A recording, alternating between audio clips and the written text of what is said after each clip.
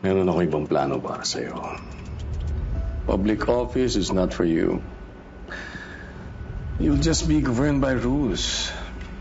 At yung mga kagaya mo, hindi dapat natatali ng mga rules. You know that. You know, honestly speaking, I can see myself in you. Parehas tayo ng pinaghulmahan.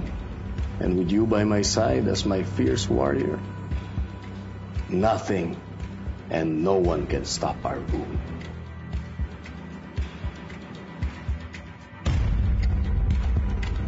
Hahawakan natin ang rosaryo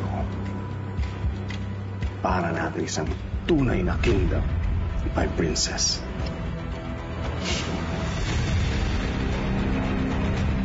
Thanks, Dad.